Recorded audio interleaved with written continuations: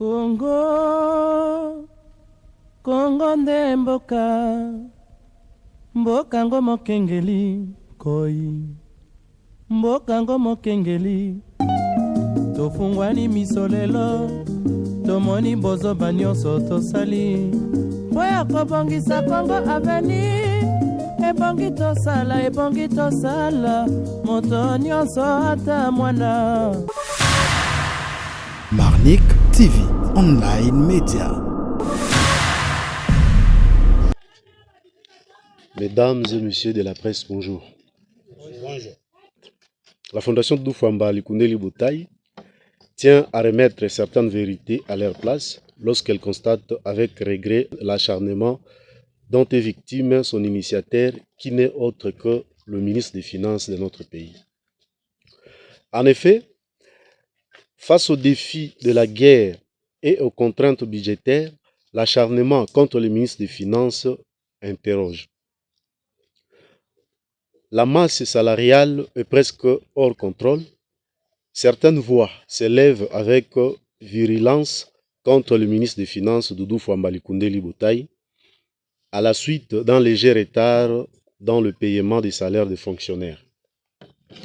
Une réaction qui pour nous semble occulter la complexité du contexte économique et sécuritaire actuel. Il convient de rappeler que la gestion des finances publiques ne se fait pas en vase clos. Le pays fait face à une pression budgétaire sans précédent, alimentée par plusieurs facteurs structurels, la régularisation massive d'enseignants et d'agents de santé dans le cadre de politiques de gratuité de l'enseignement et de couverture santé a considérablement alourdi la charge salariale de l'État. À cela s'ajoutent des ajustements nécessaires dans le secteur de la justice ainsi que des dépenses sécuritaires accrues pour soutenir l'effort national dans le climat marqué par la persistance de la guerre dans l'Est du pays. Dans ce contexte, pointer du doigt un seul responsable pour les retards ponctuels peut paraître comme une lecture simpliste d'une réalité autrement plus exigeante.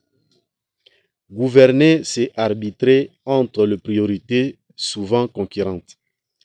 Payer les agents publics, financer les infrastructures, stabiliser la monnaie et garantir la sécurité nationale. Ces fragiles équilibres imposent parfois des décisions difficiles et des ajustements temporaires. Le risque d'un défi budgétaire à l'horizon 2026, susceptible d'affecter la stabilité macroéconomique et le pouvoir d'achat des citoyens congolais, n'est pas fait anodin à attribuer à un seul acteur politique. Les réformes nécessaires sont en cours, initiées par son Excellence Doudou Fouamba Likundeli Boutaï, ministre des Finances, notamment un recensement biométrique pour éliminer les agents fictifs, une politique salariale plus cohérente et un renforcement de la gestion des finances publiques. Autant de chantiers qui exigent du temps, de la rigueur et de la coordination soutenue. Dans ces conditions, l'acharnement politique ou populaire contre le ministre des Finances semble moins révéler d'une analyse objective que d'une impatience incompréhensible, mais parfois déconnectée des réalités structurelles. La responsabilité collective devrait plutôt être invitée à soutenir les réformes destinées à assainir les finances de l'État, condition indispensable pour garantir la régularité des salaires à long terme. Plus que jamais, l'heure devrait être à la cohésion nationale. Dans un pays confronté à des défis sécuritaires majeurs et à des impératifs économiques pressants, la critique reste légitime lorsqu'elle est constructive. Mais elle perd sa pertinence lorsqu'elle se transforme en procès d'intention. Au-delà des polémiques, l'enjeu demeure clair.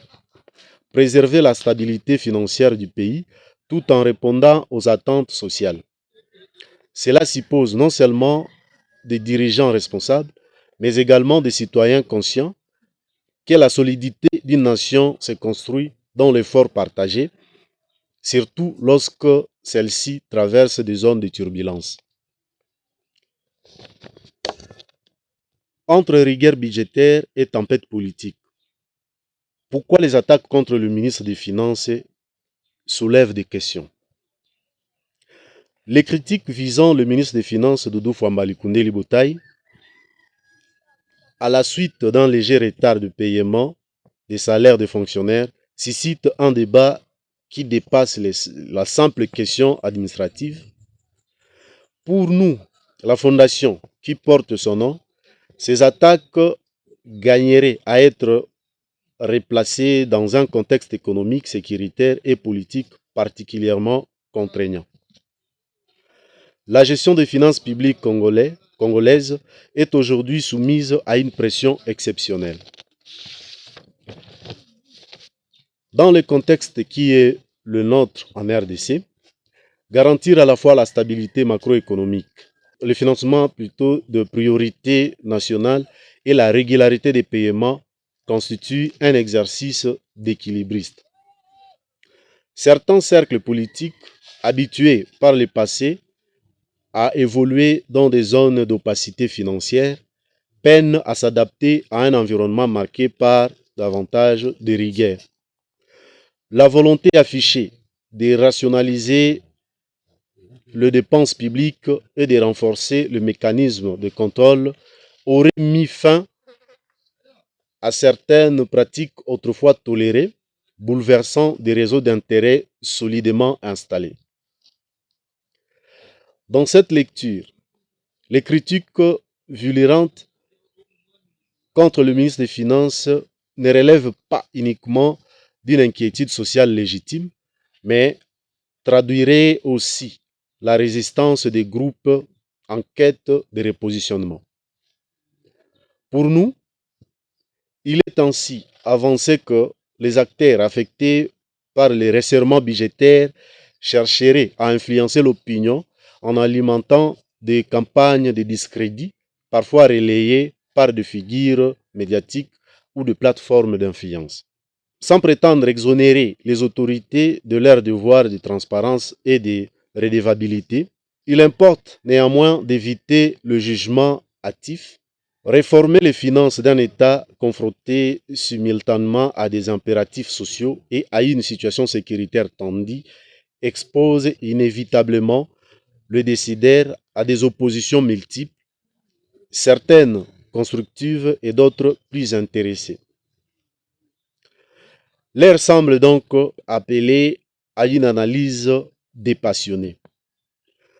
La critique est un pilier de toute démocratie, mais elle gagne en crédibilité lorsqu'elle s'appuie sur des faits vérifiables plutôt que sur des procès d'intention. Dans un pays engagé dans un effort de stabilisation économique tout en faisant face à des défis sécuritaires majeurs, la cohésion nationale demeure un atout stratégique. Plus que jamais, la question centrale reste celle de soutenabilité des finances publiques et de la capacité de l'État à honorer durablement ses engagements envers les citoyens. Car au-delà de ces controverses, c'est la solidité économique du pays et par ricochet son avenir qui se joue. C'est ici l'occasion pour nous, la Fondation Doudou Fwambali Koundéli Boutaï, d'appeler au devoir de solidarité face aux divisions internes. Dans un moment aussi critique de son histoire, la République démocratique du Congo est appelée à faire bloc. Tandis que l'Est du pays demeure meurtri par l'insécurité et des autorités s'efforcent à préserver l'équilibre des finances publiques, les polémiques visant le ministre des Finances Doudou Fwambali Koundéli Boutaï continuent à alimenter les débats.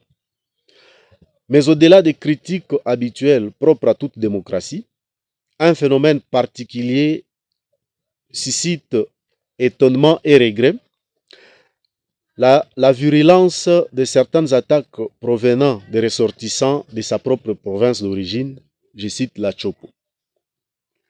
Il est naturel que les citoyens expriment leurs inquiétudes, surtout lorsqu'il s'agit d'une question aussi sensible que le paye des salaires. Toutefois, voir les compatriotes d'un même territoire se joindre avec empressement à des campagnes de dégrinement public interroge sur l'essence de la solidité dans un pays confronté à des défis existentiels. En période de stabilité, la critique peut nourrir les débats. En période de crise, elle devrait au moins s'accompagner d'un minimum de retenue et de responsabilité. Car il ne faut pas perdre de vue l'essentiel. La nation traverse une phase où chaque fracture interne risque d'affaiblir davantage la cohésion nationale. Pendant que les Congolais, militaires comme civils, consentent d'énormes sacrifices pour défendre l'intégrité nationale, les querelles amplifiées sur les réseaux sociaux donnent parfois l'impression d'un pays qui se disperse au moment où elle devrait concentrer ses forces. Ce qui étonne davantage, ce n'est pas tant l'existence des divergences inhérentes à toute société vivante dans la facilité avec laquelle certaines choisissent la condamnation publique sans nuance. L'espace numérique, souvent dominé par l'émotion et l'instantanéité, peut transformer une préoccupation légitime en tribunal populaire. Pourtant, la prudence devrait prévaloir, surtout lorsqu'il s'agit d'un responsable engagé dans la gestion d'une conjoncture économique reconnue comme particulièrement tendue. Regretter l'attitude ne signifie nullement appeler à un soutien aveugle ni à une solidarité complaisante. Il s'agit plutôt de rappeler la valeur profondément ancrée dans les sociétés africaines, celle de la fraternité dans la diversité. Lorsque l'un des siens accède à des responsabilités nationales, il incarne non seulement une trajectoire individuelle, mais aussi une part de l'espérance collective. Les critiques étant droit, chercher à l'humilier ou à l'affaiblir dans un contexte déjà fragile relève d'une posture autrement plus discutable.